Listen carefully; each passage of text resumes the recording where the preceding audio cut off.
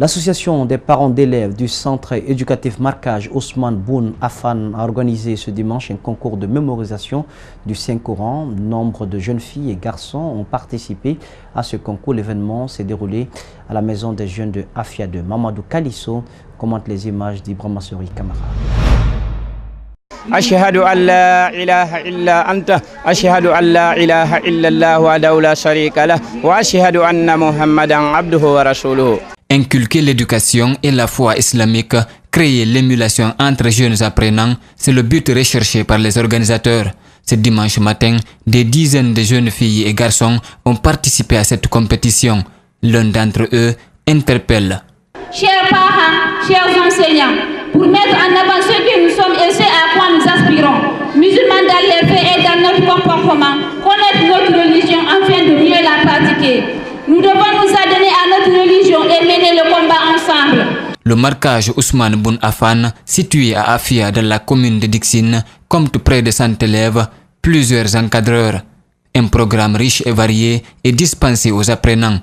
Il s'agit de la mémorisation du Saint-Coran, les hadiths du prophète Mohammed, paix et salut sur lui, la foi musulmane, l'interprétation du Coran, l'histoire de Mahomet et d'autres prophètes. L'emploi du temps est adapté au programme scolaire. Les enfants qui vont à l'école le matin, là ils ont le cours, comment dirais-je, à partir de 15h jusqu'à 18h30. Et encore ceux qui partent c'est le soir.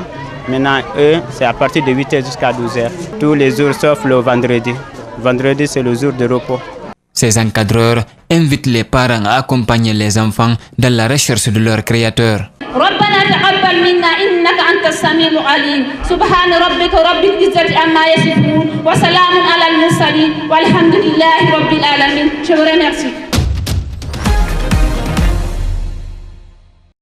Un petit saut dans l'Hexagone pour parler d'un sujet d'actualité. Une simple chambre aux murs nus, c'est le plus beau foyer que Sali ait connu. Arrivé à Marseille après avoir fui son pays, cet orphelin gambien de 16 ans occupe un bâtiment du diocèse, symbole des difficultés rencontrées par les mineurs étrangers dans la ville.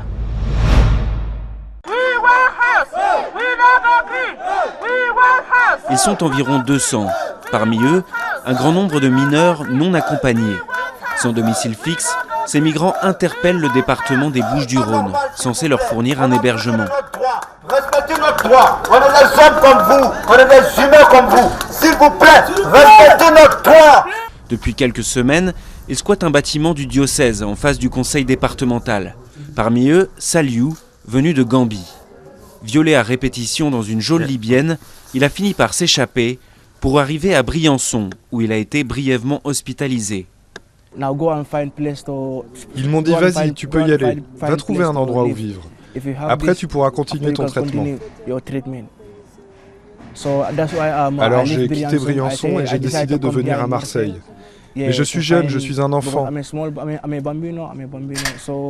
n'ai personne en Europe, je n'ai pas de famille. J'ai besoin qu'on m'aide, qu'on me soigne, parce que j'ai toujours mal.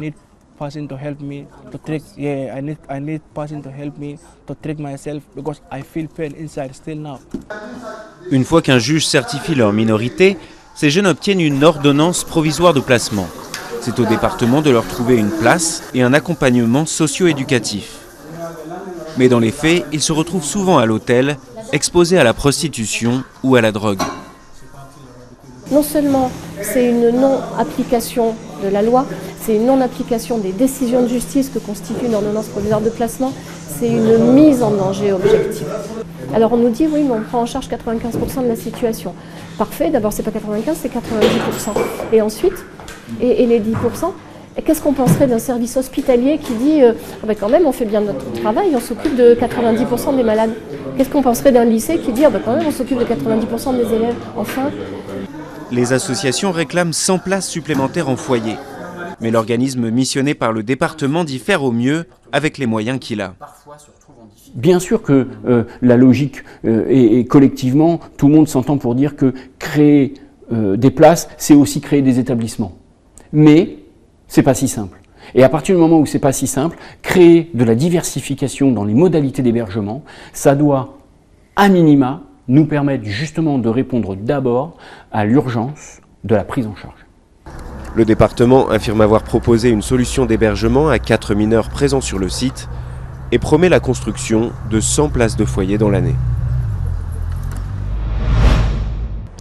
Voilà donc comment s'achève cette édition d'information. En cadrage pour vous, El Ajaliouba était présent. À la régie, Mafata Sano et Lamine Sidibé.